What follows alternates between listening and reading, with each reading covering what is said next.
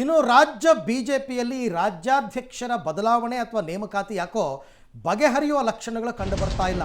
ಅದ್ಯಾಕೋ ಅದಕ್ಕೆ ಮುಹೂರ್ತನೇ ಕೂಡ ಬರ್ತಾ ಇಲ್ಲ. ಬಿಜೆಪಿ ರಾಜ್ಯಾಧ್ಯಕ್ಷರ ರೇಸ್ನಲ್ಲಿ ಹಾವು ಏಣಿ ಆಟಗಳಾಗ್ತಾ ಇದೆ. ಮೊದಲಿದ್ದವರ ಹೆಸರು ಮುಂದಕ್ಕೆ, ಮುಂದಿದ್ದವರ ಹೆಸರು ಹಿಂದಕ್ಕೆ, ಹೀಗೆಲ್ಲ ಆಗ್ತಾ ಇದೆ. ವಿಜಯೇಂದ್ರ ವಿರೋಧಿ ಬಣದಿಂದ ಒಬ್ಬೊಬ್ಬರ ಹೆಸರನ್ನ ಮುನ್ನೆಲೆಗೆ ತರ್ತಾ ಇದ್ದಾರೆ. ಸೋಮಣ್ಣ ಅವರು ಅಂದರು, ಸುನಿಲ್ ಕುಮಾರ್ ಅಂದರು, ಈಗ ಬಸವರಾಜ ಬೊಮ್ಮಾಯಿ ಅವರ ಹೆಸರು ಕೇಳಿ ಬರ್ತಾ ಇದೆ. ದೆಹಲಿಗೆ ಹೋಗಿ ವರಿಷ್ಠರನ್ನ ಭೇಟಿ ಮಾಡಿ ಬಂದಿದ್ದಾರಂತೆ ಬಸವರಾಜ ಬೊಮ್ಮಾಯಿ. ದೆಹಲಿಯಲ್ಲಿ 2 ದಿನಗಳ ಕಾಲ ವರಿಷ್ಠರ ಜೊತೆ ಸೀಕ್ರೆಟ್ ಮಾತುಕತೆ ಆಡಿದಾರಂತೆ. ವರಿಷ್ಠರ ಬಳಿ ರಾಜ್ಯಾಧ್ಯಕ್ಷರಾಗಿ ಮಾಡುವಂತೆ ದಾಳ ಪ್ರಯೋಗವನ್ನು ಮಾಡಿದಾರಂತೆ. ಅಂದರೆ ಅದು ಕ್ಯಾಸ್ಟ್ ಕಾಂಬಿನೇಷನ್ ಲೆಕ್ಕಾಚಾರ. ವಿಜಯೇಂದ್ರ ಅವ್ರನ್ನ ಇಳಿಸಿದ್ರೆ ಲಿಂಗಾಯತ ಸಮುದಾಯದವರೇ ಆಗಬೇಕು ಅನ್ನೋದೇ ಆದರೆ ಬಸವರಾಜ ಬೊಮ್ಮಾಯಿ ಅವರು ನನಗೆ ಅವಕಾಶ ಮಾಡಿಕೊಡಿ ಅಂತಕ್ಕಂಥ ಲೆಕ್ಕಾಚಾರ. ಬಟ್ ವಿಜಯೇಂದ್ರ ವಿರೋಧಿ ಬಣಕ್ಕೂ ಕೂಡ ಬೊಮ್ಮಾಯಿ ಅವರು ಒಪ್ಪಿಗೆಯ ವ್ಯಕ್ತಿ. అందరికీ మంచి వాడు ಅನ್ನೋ ರೀತಿಯಲ್ಲಿ ಎಲ್ಲರಿಗೂ ಬೇಕಾದವರು ಬೊಮ್ಮಾಯಿ. ಸೊ ನೋಡೋಣ ಬೇರೆ ಬೇರೆಯವರ ಹೆಸರುಗಳು. ಈಗ ಅಲ್ಲಿ ರಾಷ್ಟ್ರಾಧ್ಯಕ್ಷರ ಆಯ್ಕೆ ಬಗ್ಗೆನೇ ಇನ್ನೂ ಕೂಡ ಮಹಿಳೆಯರನ್ನ ಮಾಡಬೇಕು ಅಂತಾನೋ ಒಂದಷ್ಟೆಲ್ಲ ಹೆಸರುಗಳು ಕೇಳಿ ಬರ್ತಾ ಇದೆ. ಅವ್ರ ಫೇವರೇಟ್ ಒಂದು ಹೆಸರಿದೆ ಇದೆ. ಸೊ ಇಲ್ಲಿ ಏನಾಗಬೇಕು ಹಾಗಾದರೆ ರಾಜ್ಯದಲ್ಲಿ ಅಂತಕ್ಕಂಥದ್ದು ಒಂದೊಂದೇ ಹೆಸರು ಮುನ್ನೆಲೆಗೆ ಬಿಡ್ತಾ ಇದ್ದಾರೆ. ಬಸವರಾಜ ಬೊಮ್ಮಾಯಿ ಅವರಿಗೆ ಮಣೆ ಹಾಕ್ತಾರ ಗೊತ್ತಿಲ್ಲ. ಬಸವರಾಜ ಬೊಮ್ಮಾಯಿ ಅವರು ಮುಖ್ಯಮಂತ್ರಿ ಆಗಿದ್ದವರು, ಆನಂತರ ಎಲೆಕ್ಷನಲ್ಲಿ ವಿಧಾನಸಭೆ ಎಲೆಕ್ಷನ್ಲಿ ಗೆದ್ದರು, ಮತ್ತೆ ಅವರು ರಾಜೀನಾಮೆ ಕೊಟ್ಟು ಪಾರ್ಲಿಮೆಂಟಿಗೆ ನಿಂತ್ಕೊಂಡ್ರು, ಅಲ್ಲೂ ಗೆದ್ದರು. ಹೀಗೆ ಅವ್ರಿಗೆ ಮಣೆ ಹಾಕೋ ಸಾಧ್ಯತೆಗಳಿದೆ. ಅವ್ರು ಕೇಳಿದ್ದೆಲ್ಲ ಕೊಟ್ಟಿದೆ ಹೈಕಮಾಂಡ್.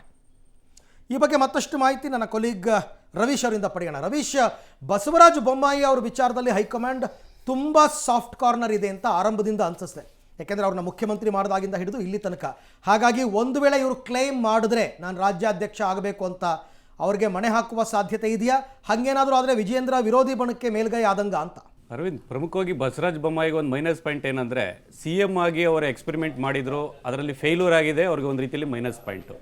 ಯಾಕೆಂದರೆ ಮುಖ್ಯಮಂತ್ರಿ ಅಧಿಕಾರ ಹುದ್ದೆಯನ್ನು ಕೊಟ್ಟಿದ್ದರೂ ಕೂಡ ಎಲ್ಲ ಒಂದು ಕಡೆ ಅವರ ಸರ್ಕಾರವನ್ನು ಒಂದು ರೀತಿಯಲ್ಲಿ ಮಿನಿಮಮ್ ಅವರ ಸ್ಥಾನಗಳೇನಿತ್ತು ಅದು 80-90ಕ್ಕೆ ನಿಲ್ಲಿಸೋದ್ರೂ ಕೂಡ ಒಂದು ರೀತಿಯಲ್ಲಿ ವಿಫಲರಾದರು. ಅದಕ್ಕೆ ಬೊಮ್ಮಾಯಿ ಅವರ ಲೀಡರ್ಶಿಪ್ಪು ಕೂಡ ಕಾರಣ ಅನ್ನೋದು ಕೂಡ ಪಕ್ಷದ ಒಳಗಡೆ ಇದೆ. ಆ ಕಾರಣಗಳಿಗೋಸ್ಕರವಾಗಿ ಅದು ಮೈನಸ್ ಪಾಯಿಂಟ್ ಆಗಿರ್ಬೋದು. ಬಟ್ ಬೇರೆ ಬೇರೆ ರೀತಿಯ ವಿರೋಧಿ ಬಣಕ್ಕೆ ಒಪ್ಪಿಗೆ ಆಗುವಂಥ ವ್ಯಕ್ತಿ ಆಗಿದ್ರೂ ಕೂಡ BJP ಹೈಕಮಾಂಡ್ ಇದೆಲ್ಲವನ್ನು ಕೂಡ ಲೆಕ್ಕ ಹಾಕುತ್ತೆ. ಯಾಕೆಂದರೆ ಒಂದು ರೀತಿಯಲ್ಲಿ ಗ್ರಾಮೀಣ ಸೊಗಡು ಭಾಷೆಯಲ್ಲಿ ಹೇಳೋದಾದರೆ ಮಾಸ್ ಪ್ಲಸ್ ಕಾಸು ಎರಡೂ ಕೂಡ ಇರಬೇಕಾಗತ್ತೆ ಇಂಥ ಸನ್ನಿವೇಶದಲ್ಲಿ. ಹಾಗಾಗಿ ಅದಕ್ಕೆ ಯಾರು ತಯಾರಿದ್ದಾರೆ ಅನ್ನೋದನ್ನು ಕೂಡ BJP ಹೈಕಮಾಂಡ್ ನೋಡುತ್ತೆ.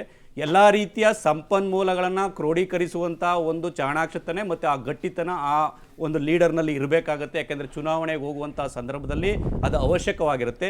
ಅದನ್ನು ಕೂಡ ನೋಡ್ತಾರೆ.